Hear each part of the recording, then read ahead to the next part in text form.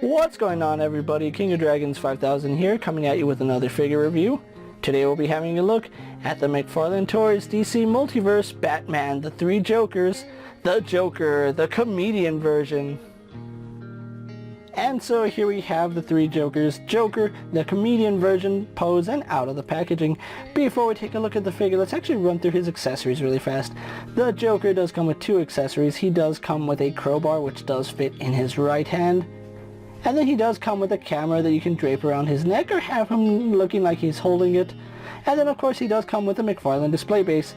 Other than that, the Joker doesn't come with anything else. I would have liked to see a gun, but we all know WB's stance on guns right now. So, with that out of the way, guys, let's actually take a closer look at the Joker. And so here we have a closer look at the Joker, and I have to say this is the first of three Jokers that we'll be having to look at in the Three Joker series, which I'm really looking forward to the other two. Having this Joker in hand, I really do like what McFarlane did with this head sculpt. It looks very dastardly, especially for the Joker, and you can see just tilting the head down. Ooh, that looks so nice, and I absolutely love the way McFarlane did the shading here in his eyes. It's an artificial shading with black paint, and they did kind of paint his eyes with just white specks, and that looks very nice. It does look very menacing, and I do love it. Now, one problem I do have with it, the hat is non-removable. It would have been nice if the hat could come on and off, but unfortunately the hat, if you look right here, is actually glued on. I want to see where it is at, because I did lift it up earlier. There we go. You can see that his head is actually molded to have the hat on, so removing this head and having the hat with, or removing the hat while having him hatless is not in the question because of how it's molded, but it still looks very nice. Now, as far as the torso on this figure goes, I don't know the inner workings of this. I want to say he's going to be using one of the other bodies that we're going to see with either the clown or the criminal, but for what he has here, he's wearing his purple trench coat, which looks really nice. The texturing on it is done very nicely. I do like the work that McFarlane does with the leathering detail.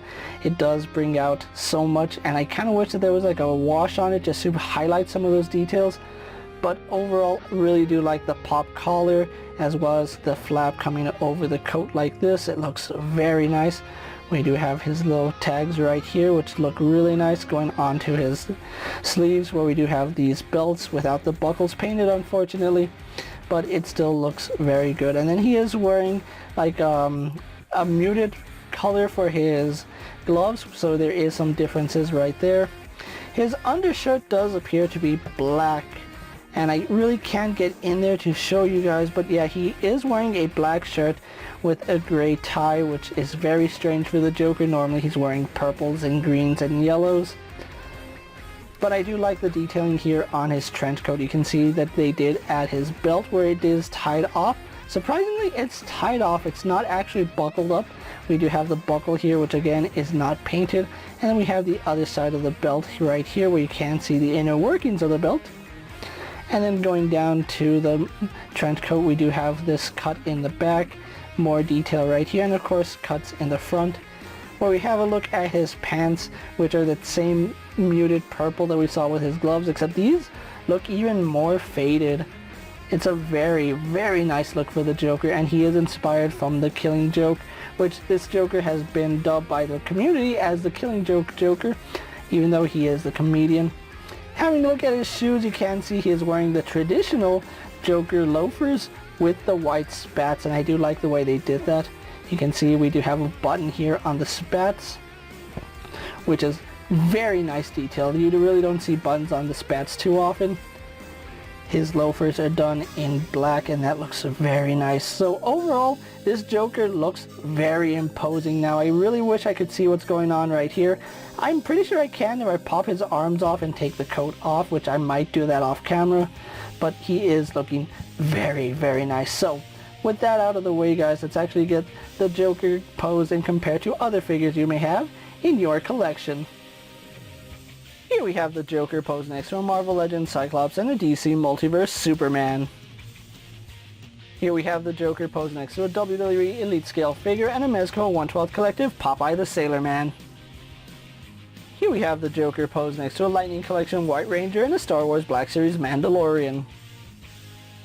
And finally, here we do have the Comedian Joker posed next to the McFarlane Arkham Asylum Joker and the Mortal Kombat 11 Joker.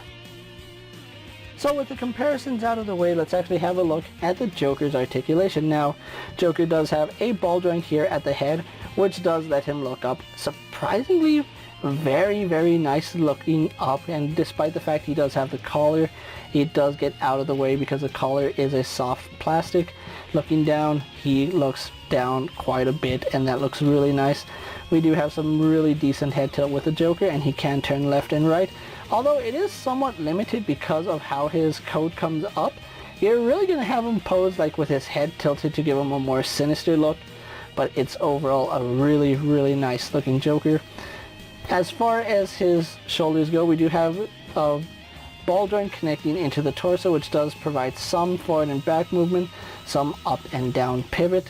Arms do go out to the side to about right there, do a full 360. Now one thing I noticed is that his arms don't fully sit flush to his body like this. They kind of jet out to the side. Let's see if I can push this side in. Yeah, you can see that they want to fight and go back out to about right there, but you can fight it and get his arms about that close, so it's better than nothing. He does have a bicep swivel up high, which it's not the nicest cut, but it's still good. He does have a double bend here at the elbow. We do have a ball hinge at the wrist, which does have in and out movement. We can rotate that to have up and down movement, and of course rotate it on that pin. He does have, I'm guessing, and I could be wrong, but a ball joint here at the mid-torso and another ball joint here at the lower torso. Normally when they do a Joker figure, it's a hinge and another hinge, but this feels like a ball joint. I don't hear any clicking, and you can see he moves around quite nicely. Even with this coat, unfortunately, it does hinder some articulation. Actually hinders a lot of articulation. He still has the articulation there, so you can get him in a few poses. Not the greatest, but he will pose. Legs do kick forward to about right there, again hindered by the coat. Going back, and they go back quite a bit. Out to the side, what you'd expect, especially with his coat getting in the way. He could do it all the way out to the side, but yeah, his coat will make his legs go in a little bit. No thigh swivel, unfortunately, but we do have a double bend here at the knee. We do have a swivel at the foot, hinge in the ankle going up and down, forward facing pin for rocker ankle. We can rotate that to give him a true rocker ankle, and then of course we do have a generous toe hinge. So overall, the Comedian Joker does have some pretty good articulation. Not the best, very limited by this coat, unfortunately. So with that out of the way, guys, let's actually get him posed for my final thoughts, and then we'll wrap up this review. And so here we have the DC Multiverse 3 Jokers, Joker the Comedian posed for my final thoughts, and overall I think McFarlane has done a really good job capturing the look of the Killing Joke Joker. This is a very nice looking figure. Unfortunately, that's about where I have to draw the line, that he's a nice looking figure. As far as articulation goes, he is probably the most limited out of the 3 Jokers that we'll be having a look at.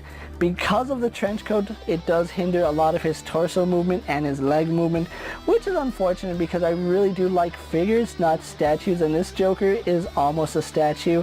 Though he is sculpted very nicely, and I am impressed by this figure. I kind of would have liked an option to remove the coat, but I understand why they didn't go with the soft goods coat, because that's not McFarlane's style, nor is it the way the Joker looked in the 3 Jokers. So I gotta give McFarlane props here for sticking to the source material. This Joker looks amazing, and that's one thing I really do love about the DC McFarlane line. They look amazing. Some of them don't pose that well, as seen as this Joker, but as far as looks goes, this Joker perfectly captures the Killing Joke moment where he is seen in the doorway with the hat over his eyes, and I just love the way they did the shading on that. The Joker here is available only at GameStop. Now I have seen Walmart with this particular order for the Killing Joke Comedian Joker. I don't know if Walmart's going to fulfill it because McFarlane themselves did say he's a GameStop exclusive. I have no idea if that's a timed exclusive or if it's a permanent thing. So you're just going to have to keep your head close to both the Walmart listing and the GameStop listing, because as far as I'm concerned, he is a GameStop exclusive figure. Now that can change. McFarlane normally does timed exclusives. So this Joker is probably a timed exclusive, so you can find him at GameStop, or you can try holding out and seeing if it'll be available somewhere else. Now, I did get mine from GameStop.com, and I did pre-order him day one, and I did pay about $20 for the Joker plus another $4 shipping, so he came out to about $25 after shipping, which I guess I had to bite the bullet because I'm not going to fight the crowds during the holiday season trying to find this figure. If you can find this Joker on the shelves, definitely pick him up if you're a fan of the Alan Moore's Killing Joke Joker, the fan of the Three Jokers Comedian Joker, or just want a very nice and menacing looking Joker in your collection. With that being said, guys, I'm KingofDragons 5000. Don't forget to like this video, leave a comment, subscribe to my channel. Go ahead and check out all my other action figure reviews as well as all my other DC Multiverse videos. Hopefully you find them informative. As always, if there's a figure you would like to see me review, let me know down in the comments, and if it's in my collection, I'll gladly have a look at it. While you're at it, check out my Instagram account for new and exciting action figure photos, and as always, ring that bell to be notified every time I upload a video. Until next time, guys, I'll see you later. Take care, everyone.